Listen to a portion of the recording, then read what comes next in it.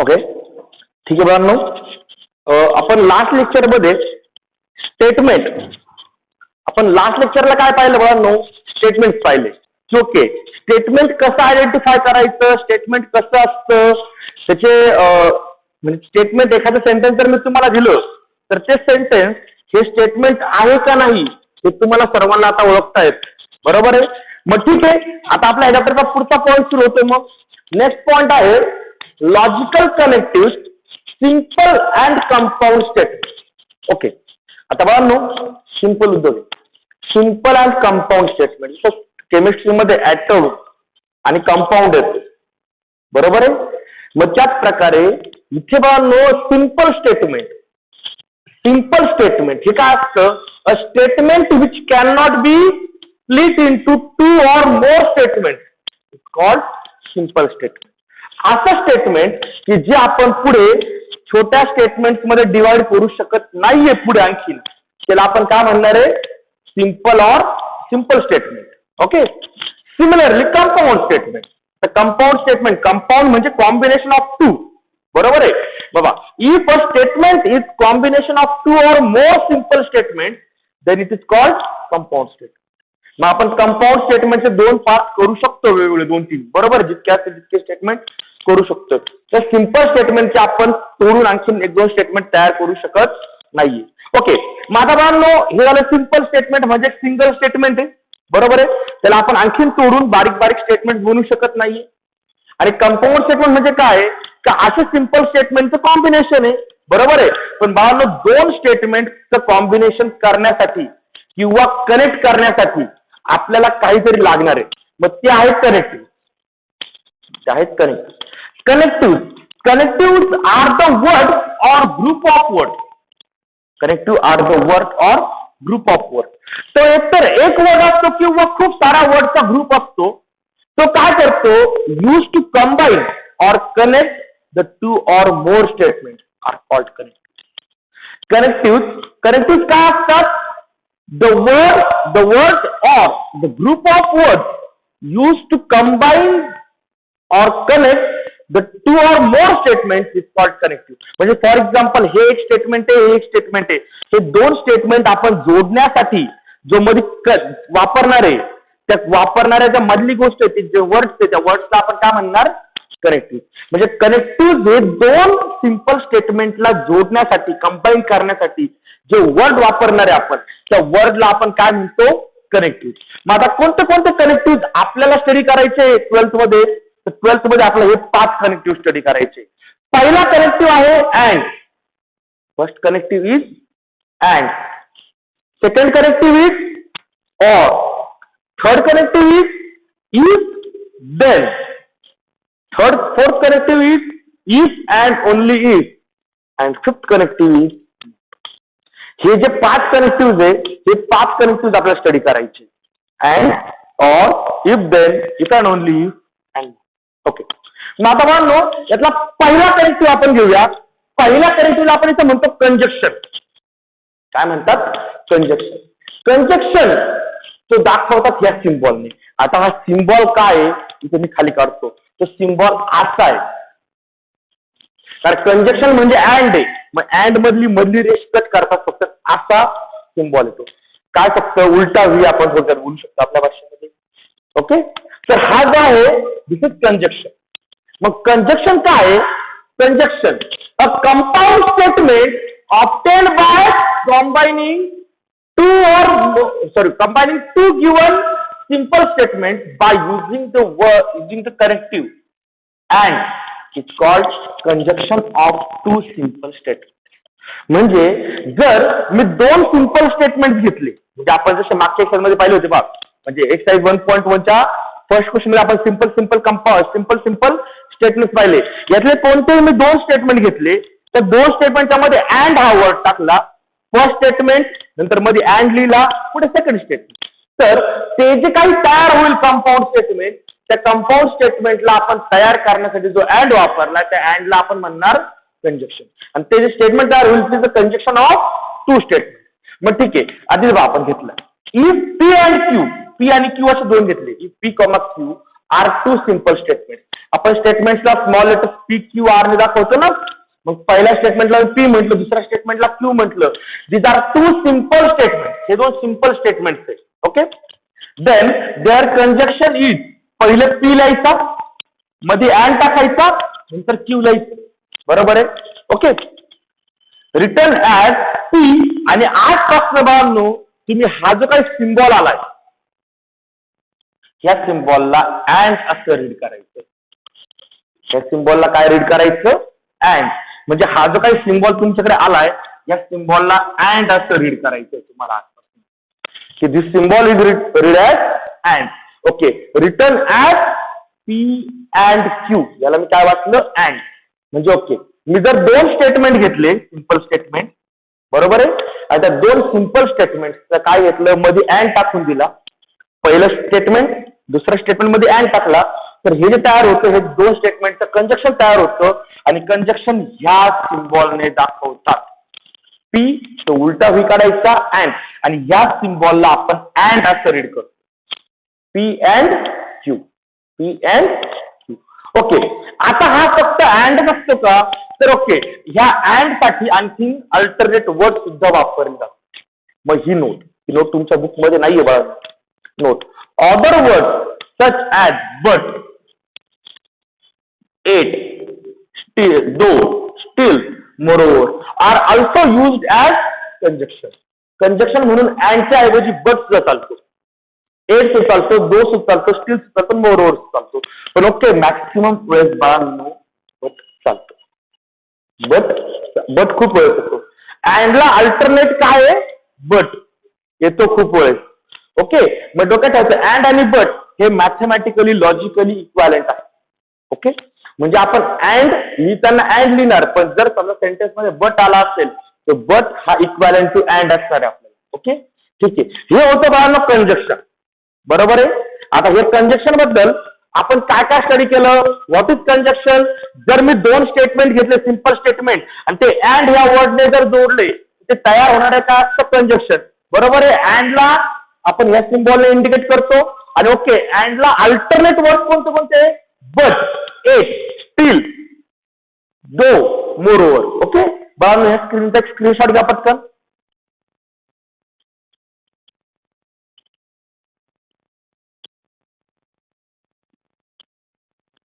Okay, मी मुद्दाम बाजूला होतो, तुम्ही स्क्रीनशॉट घ्या व्यवस्थित. ओके, ठीक आहे. आता बाळांनो आपल्याला ह्या कंजक्शनचा जो पाहायचा आहे तो आहे ट्रूथ टेबल. आणि ह्या ट्रूथ टेबल वरचे एक्झाम्पल्स मात्र IMP आहेत. एक्झाम्पल्स इम्पॉर्टंट आहेत, एक्झामला येतात हे एक्झाम्पल. मग आपला पाहायचा आहे तो कंजक्शनचा ट्रूथ टेबल. खाली पॉइंट टाका, truth table. Truth table.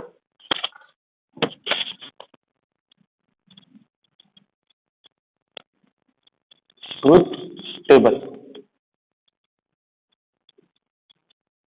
Okay. आता ट्रूथ टेबल म्हणजे काय? तर सगळ्या ट्रूथची पॉसिबिलिटीज जे आपण टेबलर फॉर्म मध्ये टाकतो त्याला आपण म्हणतो ट्रूथ टेबल. म्हणजे table of all possibilities of truth, all truth, त्याला आपण काय म्हणणार? Truth table. मग ठीक आहे, ट्रूथ टेबल. मग आता आपण काय करणार? दोन सिंपल स्टेटमेंट घेणार. सपोज पी क्यू, हे मी दोन सिंपल स्टेटमेंट घेतो. these are two simple statements. आणि यांचं घ्यायचं आहे मला conjunction. This is P and Q, P and Q. Okay. हा, आता बघा नो स्टेटमेंट किती आहे? 2. माझ्या पॉसिबल व्हॅल्यू असतात 2n. इथे n ची व्हॅल्यू किती आहे? 2 ना. जितके नंबर ऑफ स्टेटमेंट, n म्हणजे काय असतो? n is equal to number of statement, number of statement. आणि तुम्हाला ही जी व्हॅल्यू भेटते ह्या तुमच्या ट्रूथच्या व्हॅल्यूज असतात. मग इथे नंबर ऑफ स्टेटमेंट किती? 1 and 2, 2. मग 2 किती झाला? 4. म्हणजे याला 4 ट्रूथ व्हॅल्यूज असणार आहे. मग या 4 ट्रूथ व्हॅल्यूज आपण कसं लिहिणार? या 4 ट्रूथ व्हॅल्यूज आपण लिहिणार आहे. सगळ्यात पहिले 4 म्हटल्यानंतर मी 4 रोज तयार करून घेतो. Okay. these are 4 rows. Okay, सगळ्यात पहिलं आता 4 म्हटले तर हाफ ट्रू आणि हाफ फॉल्स, मग 2 ट्रू 2 फॉल्स. इथे कमी करायचं, true false true false. Okay, 4 वेगवेगळे कॉम्बिनेशन तयार झाले, कोणतंच कॉम्बिनेशन शिल्लक राहील नाही. पहिलं कॉम्बिनेशन काय सांगतं, दोन्ही स्टेटमेंट ट्रू असते. दुसरं कॉम्बिनेशन काय सांगतं, फर्स्ट स्टेटमेंट ट्रू आहे, सेकंड स्टेटमेंट फॉल्स आहे. ओके, तिसरं कॉम्बिनेशन काय सांगतं, फर्स्ट स्टेटमेंट फॉल्स आहे, सेकंड स्टेटमेंट ट्रू आहे. चौथं कॉम्बिनेशन काय सांगतं, फर्स्ट स्टेटमेंट फॉल्स आहे, सेकंड स्टेटमेंट सुद्धा फॉल्स आहे. हे कॉम्बिनेशन सोडून आणखीन काय होऊ शकतं रे बाळांनो इथे? हे कॉम्बिनेशन सोडून आणखीन काय होऊ शकतं? काहीच नाही. ओके, इथपर्यंत कॉम्बिनेशन होऊ शकतात. आता बाळांनो आपल्याला पाहायचं आहे ते अँडचं logic. Only T and T, only T and T is T, otherwise हे आहे तुमचं बाळांनो अँडचं लॉजिक. हे तुमच्या नोटबुक मध्ये वरती समासात लिहून ठेवा. जर अँड मध्ये दोन्ही टी असतील तरच आन्सर टी लिहायचं, नाही तर आन्सर काय लिहायचं तुम्हाला, फॉल्स. अँडचं लॉजिक बाळांनो खूप सिंपल आहे. Only T and T is T, otherwise false. म्हणजे जर दोन्ही टी आले अँड मध्ये तरच आन्सर टी असणार आहे, नाहीतर आन्सर काय असणार आहे. ओके, बरोबर आहे. मग आता हे लॉजिक यूज करून बाळांनो तुम्हाला हा ट्रूथ टेबल फिलअप करायचा आहे. ओके, तर पहिले जर काय लॉजिक आहे, अँड मध्ये जर दोन्ही टी आले तर आन्सर टी, नाहीतर आन्सर काय लिहायचं, फॉल्स. ओके, इथे दोन्ही टी आले, आन्सर टी येईल. इथे दोन्ही टी आले का, नाही, एक फॉल्स आलाय, आन्सर फॉल्स. कारण की आपण काय म्हणतो, दोन्ही टी आले तर आन्सर टी लिहायचं, नाही तर आन्सर फॉल्स लिहायचं. ओके, इथे पुढे इथे आले का दोन्ही टी, नाही आले, आन्सर फॉल्स. इथे आले का दोन्ही टी, नाही आले, आन्सर. ओके बाळांनो, हा आहे तुमचा truth table and. Okay, this is the truth table for and. Okay, त्याचा सुद्धा परत स्क्रीनशॉट घ्या, म्हणजे कंजक्शन आणि त्याचा ट्रूथ टेबल तुमचा एकत्र येईल. आणि ओके बाळांनो, याच्यावरती आपलं एक्झाम्पल सॉल्व्ह करायचं आहे, ट्रूथ टेबलचे एक्झाम्पल्स आहे. मग हे जे लॉजिक आहे, ट्रूथ टेबल नाही पाठ करायचा, लॉजिक डोक्यात ठेवायचं. अँड मध्ये काय लॉजिक आहे, only T and T is T, otherwise no. जर दोन्ही टी आले तरच अँडचा आन्सर टी असतं, नाहीतर आन्सर काय असतं, फॉल्स असतं. ओके, ठीक आहे बाळांनो. Next conjunction, sir next connective, next connective.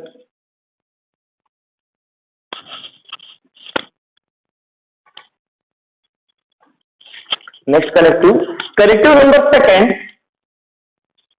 Connective number second, connective number second, disjunction. Connective number second, disjunction. Okay, आता कंजक्शन या सिम्बॉलने दाखवतात हे कंजक्शन, तर डिसजंक्शन त्याचा उलट आहे, ते व्ही ने दाखवतात. ओके, मग डिसजंक्शन व्ही.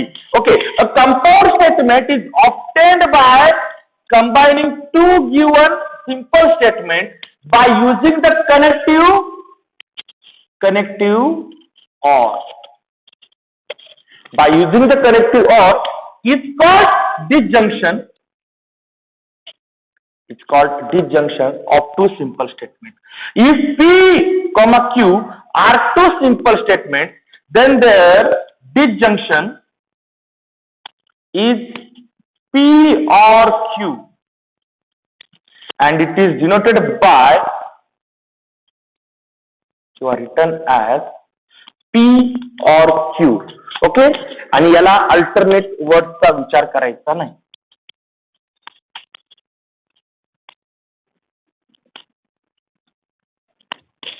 ओके, त्याला अल्टरनेट वर्डचा विचार करायचा नाही.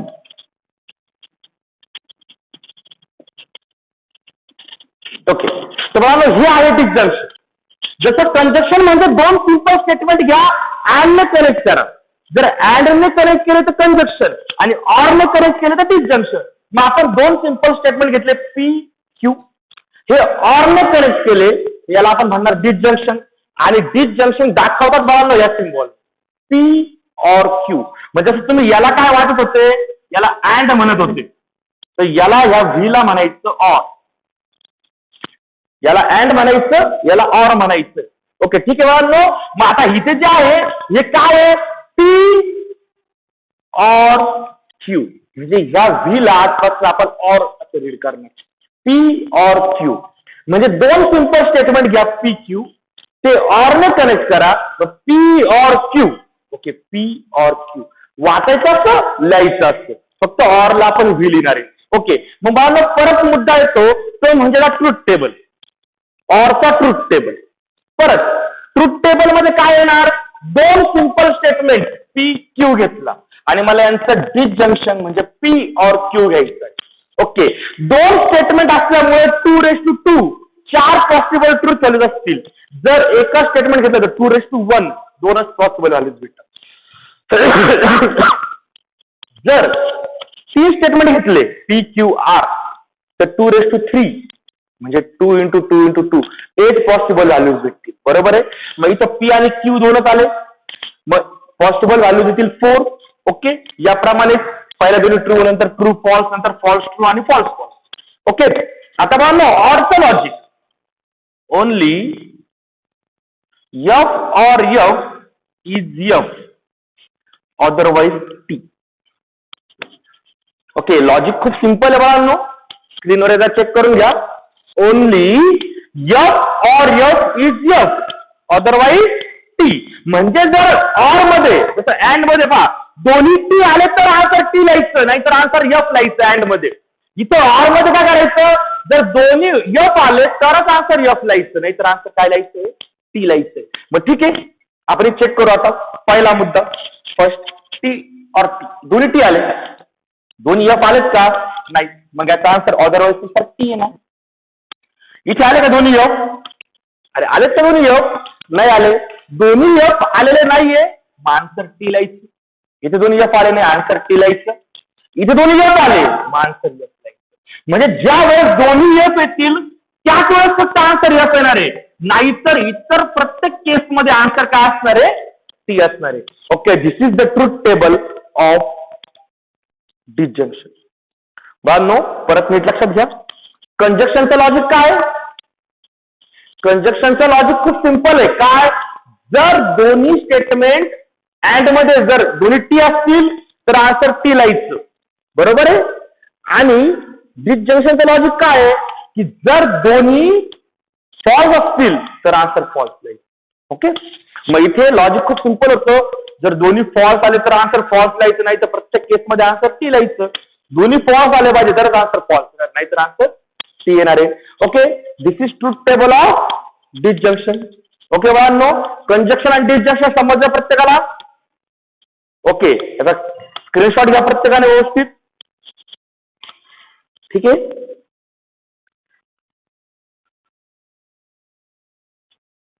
ठीक आहे बाळांनो, याचे एक्झाम्पल्स आपण नेक्स्ट लेक्चरला पाहू.